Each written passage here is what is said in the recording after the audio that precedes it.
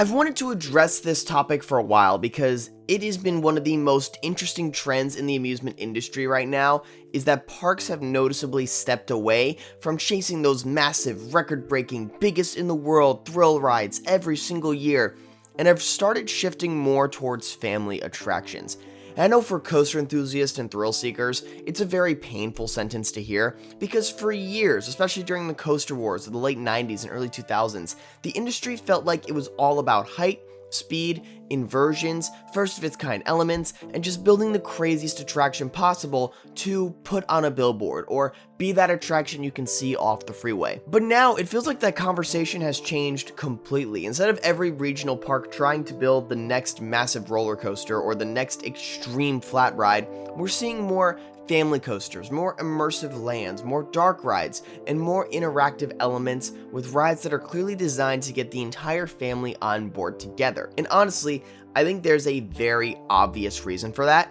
It makes money. If everyone can ride it, the ride has more value. If the kids can ride it, the parents can ride it, the grandparents can ride it, and the thrill seekers can still enjoy, that attraction is doing way more for the park than something only a smaller percentage of guests are willing to experience. And when you look at the data, the industry kind of backs that up. The 2024 TEA Global Experience Index said the top 25 theme parks globally grew 2.4% in 2024 to almost 246 million visits. But in mature markets like the US, Japan, and Western Europe, the leading parks mostly saw flat to modest attendance changes.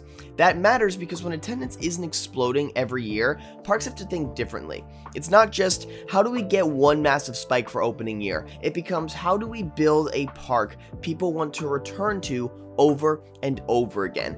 And that's where family attractions become extremely valuable. Disney has pretty much built an empire off that exact idea. Disney is not the most successful theme park company in the world because they build the most intense rides out there. They're successful because they build attractions that the entire group can experience together, and then they surround those attractions with characters, food, hotels, merch, entertainment, nostalgia, and most importantly, brand loyalty. Disney's experiences segment hit a record full year operating income of $10 billion in fiscal 2025, which is absolutely insane.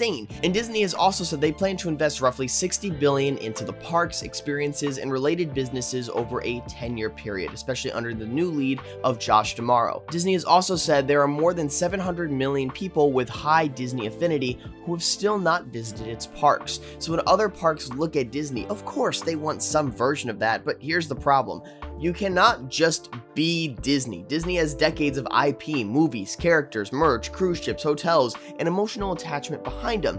Most regional parks don't have anything near that. A park like Kings Island, Kentucky Kingdom, Cedar Point, Six Flags Magic Mountain, they're not operating in the same universe as Disney. These are parks that for a lot of people are their home parks. They're the places you visit on weekends, during the summer when you're bored, when you want to hang out with your friends, or when you want a theme park day without spending the Disney or Universal money. So the question becomes, how do regional parks take the parts of the Disney formula that work within pretending to be Disney? And I think that answer is balance. Because yes, thrill rides are marketable. Thrill rides are what people see from the freeway, as I said earlier. When you drive up to Kings Island, you're not seeing the dark ride first, you're seeing Orion. When you walk into Islands of Adventure, one of the first things pulling your eyes is VelociCoaster. These are the rides that create bragging rights. These are the rides that get people hyped. These are the rides that dominate their skyline. But once guests are inside the park, especially families, that lineup has to actually work for everyone. And I recently got to see an incredible example of that. Let's look at Flying Fox at Kentucky Kingdom. This makes so much sense. This is a Vekoma family suspended coaster with a track layout of around 1,300 feet, a 65-foot max height, and a top speed of 37 miles per hour.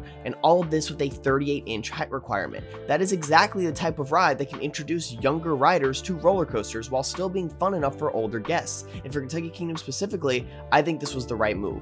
This is a park that already has some really solid thrill coasters. You already have Storm Chaser, Lightning Run, and other rides that give the park a strong coaster identity. But what Flying Fox does is fill that middle gap. It gives families a true stepping stone coaster. It gives kids their first real thrill ride, and it gives parents something they can ride with their kids without having to split up. And Hershey clearly knows what they're doing here. They've said Flying Fox is a part of a more than $33 million investment from 2024 through 2026, including Christmas at Kentucky Kingdom, Discovery Meadow, and now this brand new family coaster. The conversation hasn't just become let's throw a coaster in the park, it's let's make Kentucky Kingdom a part park families can come back to year after year. And this is what that park needed exactly. Then you have Kings Island, which is another perfect example. Kings Island already has one of the best coaster lineups in the world. Rides like Orion, Diamondback, Banshee, Mystic Timbers, The Beast. The park is not hurting for major coasters. So when Kings Island adds something like Woodstock Soapbox Racers, they have a Vekoma Family Boomerang, or brings back the new Phantom Theater as Phantom Theater Opening Nightmares, I don't look at that as the park giving up on thrill seekers. I look at it as the park strengthening its lineup. Phantom Theater Opening Nightmares is especially interesting because it's not just a family ride, it's a nostalgia play. Sally Dark Rides described it as a modern reimagining of a beloved Kings Island attractions, with 26 richly detailed scenes and a 6+ minute ride time and expressive animatronics. This is when a park like this can utilize the Disney formula because Disney mostly runs off of nostalgia. So now you're creating that local audience that you can use an original IP that you created years back, guests haven't seen in decades, and now that nostalgia is in a park like Kings Island. That is exactly the type of attraction regional parks need more of. And I got to experience it recently, and I was a massive fan. I rode this 4 different times on my visit to Kings Island back in late May, and I was blown away by how incredible this dark ride was. Because not every addition has to be a 300-foot coaster to matter. Sometimes the smarter investment is a ride that gives the park personality. Something indoor, something air-conditioned, something repeatable, something parents and kids can do together, something that gives longtime fans an emotional connection to the park. And that's where I think family attractions work best. They work when they fill a real hole in the lineup. They work when they are treated like actual attractions and not cheap fillers. They work when they have personality, theming, capacity, and a reason to exist. But I do not think every family attraction automatically works just because it's family friendly. Let's look at a park like SeaWorld Orlando. SeaWorld Orlando is a park that I think absolutely needs more family and indoor attractions. For years, I've said that park needed a dark ride or indoor experience badly. Orlando is hot, and SeaWorld does not have the best shade, and especially after losing rides like Wild Arctic and Antarctica Empire of the Penguin back in 2020, the park felt way too coaster heavy and not balanced enough. So on paper, Expedition Odyssey should have been a great idea. I mean, it has a very low height requirement, kids and adults can ride it together, it's a very tame attraction, but still immersive and a ton of fun. But personally, I was really not a fan of the original version of Expedition Odyssey. I really wanted to love it. I wanted SeaWorld Orlando to finally have that indoor attraction. They rounded up the lineup, but to me, it felt severely underbuilt. I felt like the park knew they needed a family attraction, but didn't invest enough into making it something truly memorable. And that's the key difference. A family attraction still has to be good. Now, they did recently renovate the ride into Expedition Odyssey Fire and Ice, which I still have yet to do. I will try and get on it ASAP, but that is going to be the key difference here. Same thing with an attraction like Penguin Trek. I love the idea of Penguin Trek. A B&M family launch coaster in the former Antarctica space sounds amazing on paper. The beginning has some dark ride energy, the layout has some fun moments. It's the type of coaster that SeaWorld could absolutely benefit from, but for me, the ride just does not hit in the way it was supposed to. And that's frustrating because SeaWorld Orlando had a really strong run with thrill coasters like Icebreaker and Pipeline. Those rides gave the park energy. They gave the park marketable additions. They gave SeaWorld something that felt different from Disney and Universal. So when they shifted into family attractions, I don't think the idea is wrong. I think the execution just has to be significantly better. And that brings us to Universal, which is honestly the most interesting company in this whole conversation. Because while a lot of regional parks and even a lot of these larger parks are shifting towards softer family edition, Universal has been doing a mix of both, but with a stronger focus on the thrill side. Universal Studios Florida has added a lot of family-focused experience over the years. You have the whole Minion Land, you have Race Through New York with Jimmy Fallon, you have DreamWorks Land. These are all attractions and areas that make the park more approachable for families. But at the same time, Universal is still building some of the boldest thrill rides in Florida. VelociCoaster completely changed the energy of Islands of Adventure. Stardust Racers at Epic Universe is one of the most intense and chaotic coasters Florida has ever seen. And Fast and Furious Hollywood Drift coming to Universal Studios Florida next year with 360-degree drifting vehicles and a 170-foot spike. This is not Universal abandoning thrill seekers. That is Universal realizing that the best parks do not choose one audience. They they build for multiple audiences at the same time. And I think that is the real answer to this entire conversation.